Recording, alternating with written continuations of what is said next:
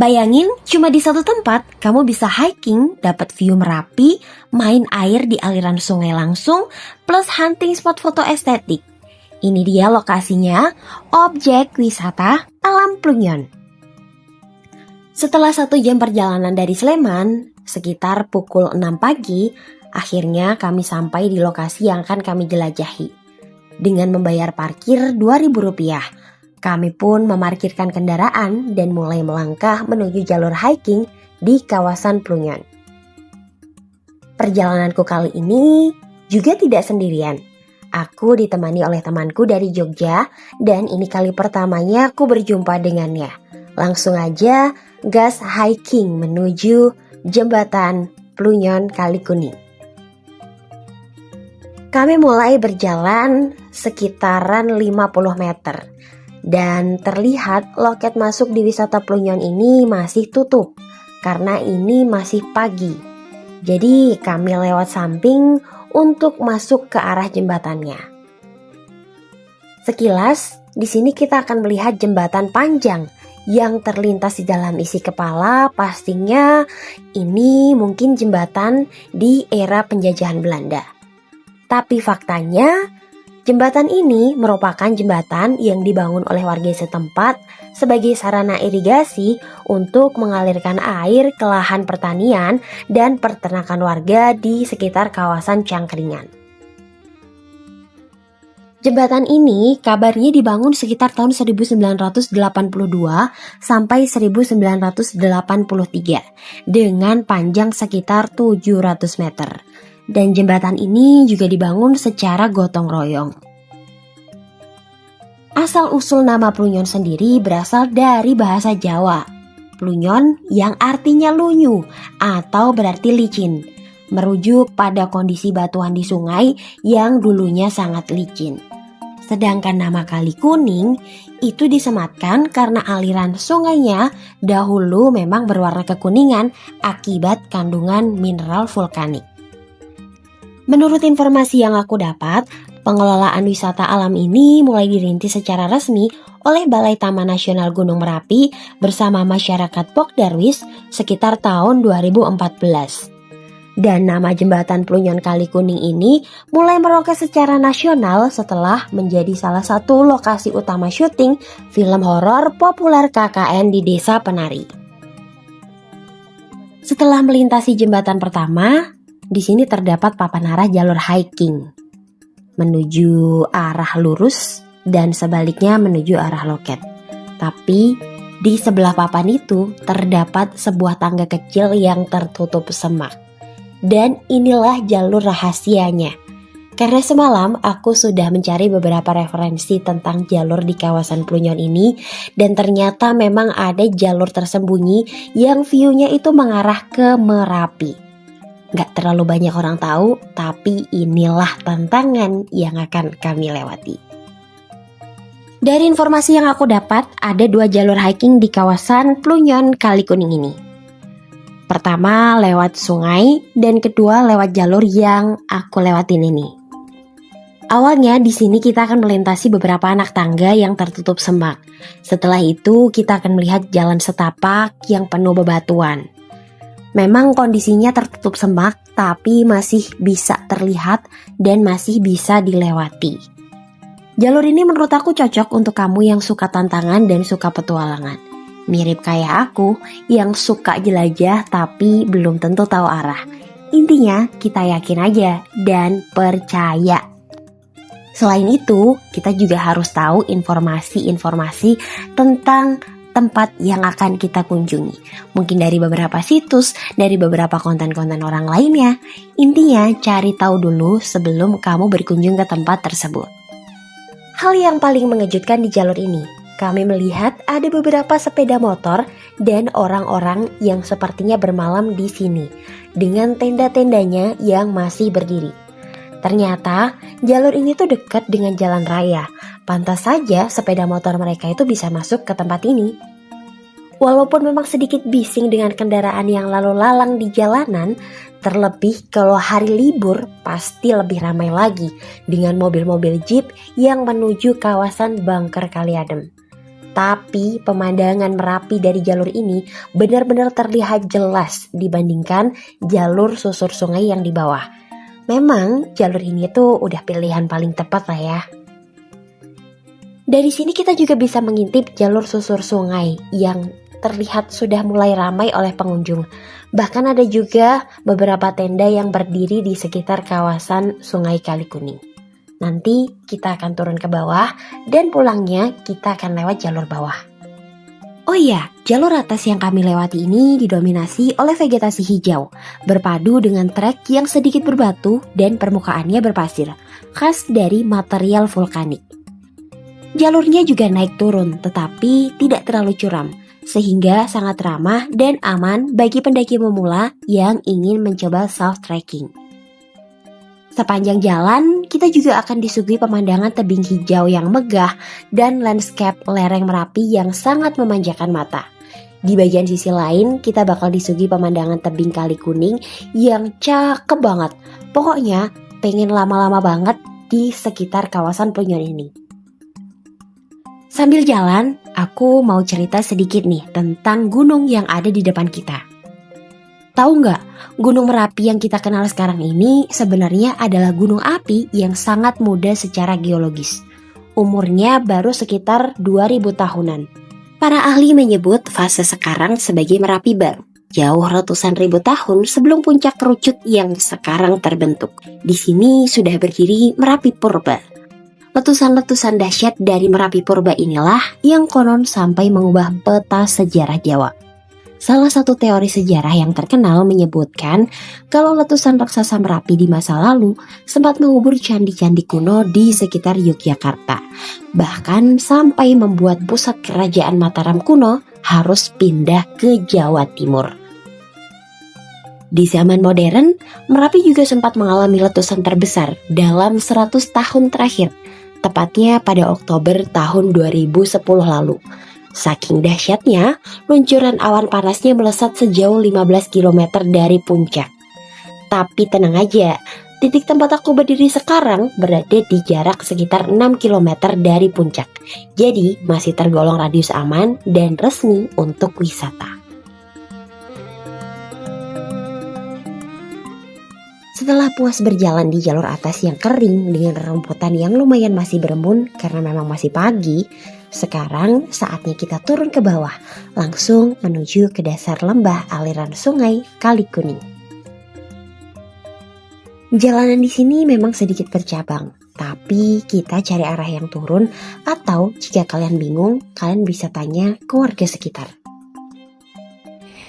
Oke, dari perkebunan kita langsung belok ke kiri menuju aliran sungai. Oh iya Mbak, kita gitu. Iya benar. Ke sana. Turun ke sana kita. Kita kemana Mbak? Belok. Kita belok ke kiri nggak sih? Ke arah sungai. Iya. Sini ada percabangan jalan pertigaan nih. Kayaknya kita ambil kiri aja nggak sih ke arah sungai benar-benar. Cobalah, Bismillah. Wah, kita sudah mendengar suara gemercik air, benar.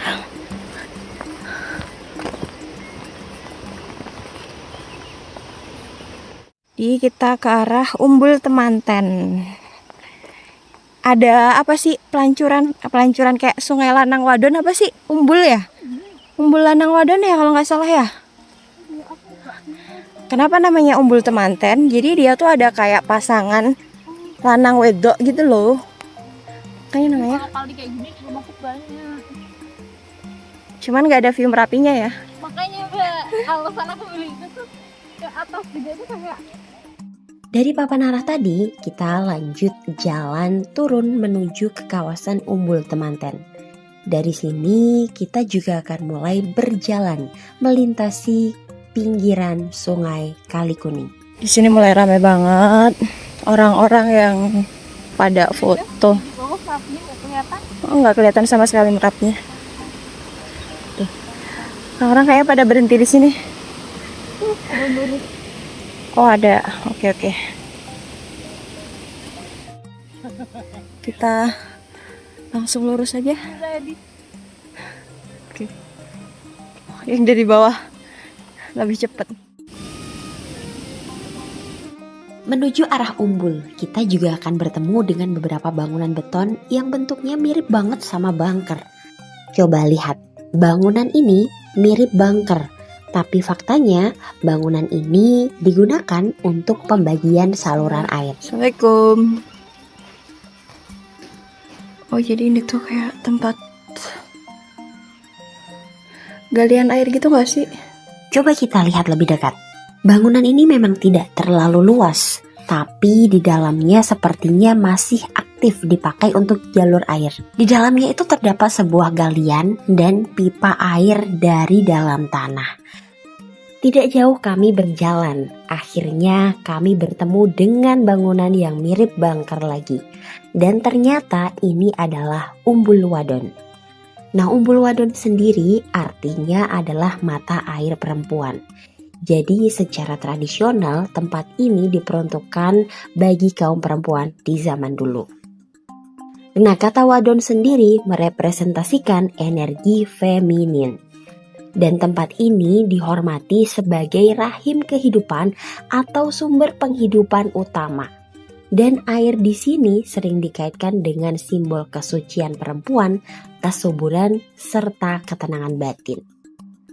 Bergeser sedikit ke atas, kita akan menemukan Umbul Lanang, dan secara harfiah artinya mata air laki-laki. Di dalam kosmologi Jawa, kata lanang merepresentasikan energi maskulin, dan secara tradisional area ini sering diasosiasikan dengan tempat pembersihan diri bagi kaum pria atau para peziarah yang ingin memperkuat niat, ketahanan mental, dan fokus dalam melakukan laku spiritual. Nah, yang jadi pertanyaan, kenapa kedua mata air ini itu terpisah? Dan alasan pemisahan dalam filosofi Jawa, alam semesta ini terbentuk dari dua unsur yang saling melengkapi. Dan pemisahan umbul ini mencerminkan hukum keseimbangan alam. Air yang keluar dari perut bumi dipandang sebagai anugerah yang harus dijaga keharmonisannya antara kekuatan pendorong yaitu laki-laki atau lanang dan sifat pengasuh dari perempuan atau dari wadon. Yang kedua adalah etika dan privasi atau tata krama. Dari sisi sosial masa lampau, pemisahan ini murni untuk menjaga norma kesopanan dan privasi. Mengingat tempat ini dulunya adalah pemandian umum atau tempat menyucikan diri bagi warga, pemisahan lokasi antara pria dan wanita mutlak dilakukan agar tidak bercampur demi menjaga tata krama. Dan yang ketiga adalah penghormatan terhadap kesucian sumber air. Jadi, masyarakat tradisional atau zaman dulu memperlakukan mata air bukan hanya sekedar tempat mandi, melainkan makhluk hidup atau titipan leluhur yang harus dijaga kesuciannya. Spot terakhir setelah umbul adalah Watu Gebyok. Tapi di sini terdapat tulisan bahwa wisata ini ditutup sementara. Karena banyak yang masih berjalan ke arah Watu Gebyok, akhirnya kami ikut ke arah yang sama. Rasa penasaran yang tinggi dan banyaknya pengunjung yang berjalan ke arah yang sama membuat kami terlena dengan papan yang terpampang di dekat umbul. Jangan ditiru ya. Jalur yang kami lewati adalah jalur sungai dan ini sangat bahaya jika terjadi hujan, apalagi kalau Merapi lagi erupsi. Karena jalur ini sepertinya merupakan jalur aliran lahar dan bisa banjir sewaktu-waktu jika hujan deras. Jadi sangat tidak disarankan untuk pengunjung apalagi tanpa adanya tour guide. Pemandangannya memang bagus karena sepanjang jalan kita akan menyusuri sungai kering yang penuh pasir dan dikelilingi tebing yang menjulang tinggi, mirip di hutan Amazon. Kita akan berjalan sekitaran 1 km untuk sampai ke tujuan. Dan butuh waktu sekitar 15 sampai 20 menit. Karena ini kali pertamanya, jadi kami ikut arahan dari pengunjung lain. Untuk sampai ke kawasan Batu itu ternyata banyak banget orang-orang yang ke sana. Walaupun emang udah ada tulisan pelang dilarang karena mungkin radiusnya terlalu dekat dengan kawasan lahar Merapi ya. Apalagi status Merapi itu kan lagi siaga. Ya, cuman ikut-ikut aja sih. Udah mulai panas. Setelah beberapa menit, akhirnya kita sampai di titik yang paling ujung dari penjelajahan hari ini, yaitu Watu Gebyok.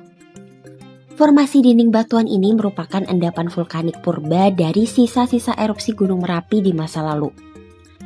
Selain bentuknya yang estetik dan cocok banget dijadikan sebagai latar belakang foto, tempat ini juga menyimpan nilai sejarah geologis sebagai saksi bisu kedahsyatan alam Merapi dari masa ke masa. Setelah beristirahat cukup panjang dan berfoto-foto mengabadikan momen di tempat ini, akhirnya kami pun putar arah dan kembali menuju jalur pulang. Pulangnya kita akan lewat jalur susur sungai. Jadi perjalanan di Plunyang ini kita akan akhiri cukup sampai di sini. Untuk total estimasi perjalanan sekitar 5 km dari kawasan parkir dengan durasi sekitaran 3 jam. Itu udah PP ya. Biaya yang kami keluarkan hanya sekitaran Rp2.000 untuk parkir karena memang loketnya masih tutup.